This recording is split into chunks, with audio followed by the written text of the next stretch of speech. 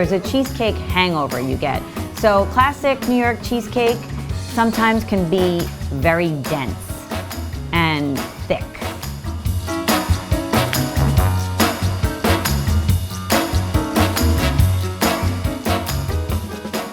To say that I'm a cheesecake lover is a huge understatement. I live on cheesecake. Oh my God. This is delicious.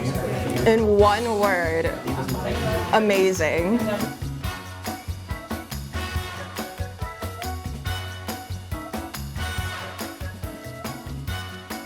You know, in the 70s, this was a ghost town. No one even knew where Cleveland Place was, you know? And now here we are today, where we're a location that people, you know, look for when they come to New York. So, Tourist destination. you know, we're a tourist destination, yeah.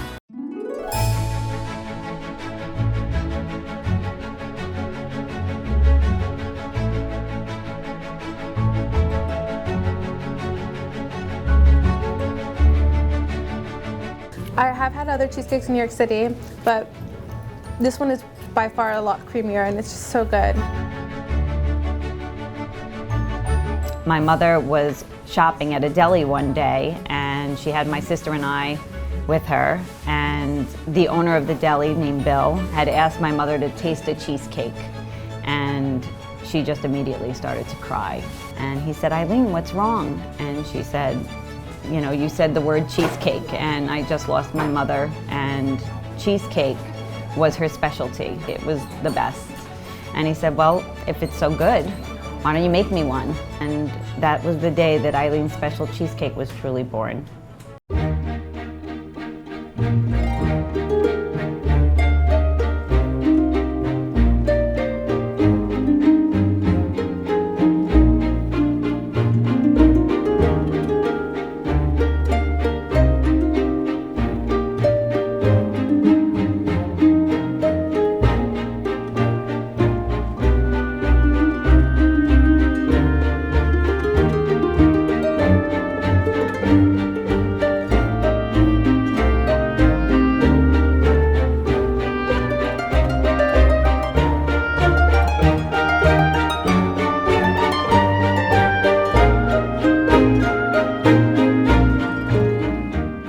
If you give 3 people the same ingredients, you're gonna get 3 totally different products. You know, it's gonna come out differently because people will time their batters differently, they mix things differently, the way they fold the egg whites into the batter.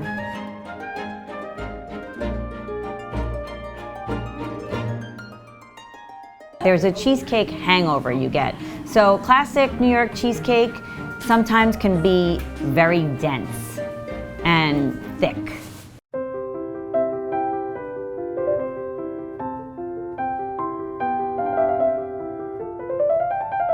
Oh my God, it's like butter. This is heaven on a plate. I have some thoughts. You get all the flavor and richness of like a traditional New York cheesecake, but it's like fluffy and light, and it doesn't feel like, you know, every time you take a bite, you're just like adding another pound to you. For some reason, the next one just tastes more and more amazing than the one before that. I don't even know how that's possible. If love had a flavor, this would be it.